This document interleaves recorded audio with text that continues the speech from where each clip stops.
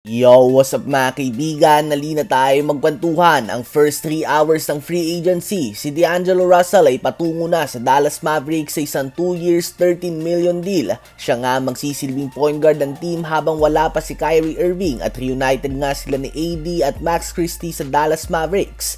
Habang isa na namang 6'7" ang kinuha ni Rob Pelinka. Patungo na sa Los Angeles Lakers si Jake LaRavia sa isang 2 years, $12 million deal. Ang posibleng kasunod dito ay Dalton Connect trade considering na pareho ang kanilang style of play. Habang mukhang nawaw mali nga mga kaibigan ni Brook Lopez ang Lakers dahil pumirma na ito ng $18 million contract 2-year deal sa Los Angeles Clippers at hindi Lakers. Si Dorian Finney-Smith naman ay tuluyan ng umalis sa Lakers at bumalik sa Texas kung saan walang income tax. Lumipat na siya sa Houston Rockets sa isang 4-year contract na nagkakahalaga ng $53 million at patuloy ang busy off-season ng Rockets at napunuan na nila ang pwestong nabakante ni Dillon Brooks with Finney-Smith na isang 41% 3-point shooter and one of the best 3-and-D players available.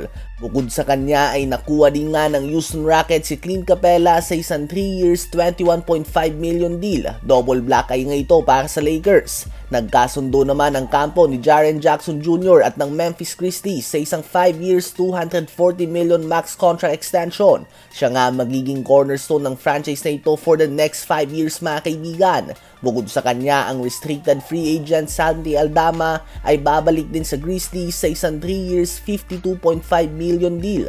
Patungo na din sa Grizzlies si Ty Jerome sa isang 3 years, $28 million deal with a player option sa huling taon ng kanyang kontrata.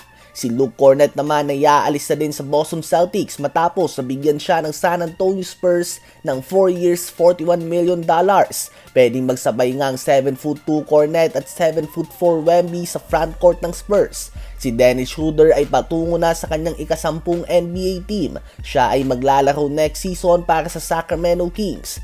After 10 years, ang 3-time NBA champion Kevon Looney ay umalis na sa Golden State Warriors at lumipat na sa New Orleans Pelicans sa isang 2 years, $16 million contract. Si Caris LeVert naman ay patungo na sa Detroit Pistons sa isang 2 years, $29 million deal. Posible ang ibig sabihin nito ay aatras na nga ang Pistons kay Malik Beasley na nasasangkot ngayon sa gambling problem mga kaibigan. Babalik naman sa Denver Nuggets si Bruce Brown sa isang 1-year deal at may naganap din na trade mga kaibigan. Si Michael Porter Jr. at isang unprotected 2032 first round pick ang patungo na sa Brooklyn Nets kapalit si Cam Johnson. Mukhang fair deal naman ito mga kaibigan. Si Nickeil Alexander-Walker naman ay lumipat na sa Atlanta Hawks sa isang 4 years, $62 million contract. Another big move para sa Hawks. So ito nga mga kaibigan ang mga importanteng galaw na nangyari sa unang 3 oras ng free agency. Maya-maya lang ay may bagong update ulit tayo at check nyo lang ang page natin mamayang mga 2 PM at 6 PM para sa 2 more videos regarding free agency ngayong araw. Ano ba masasabi nyo tungkol dito?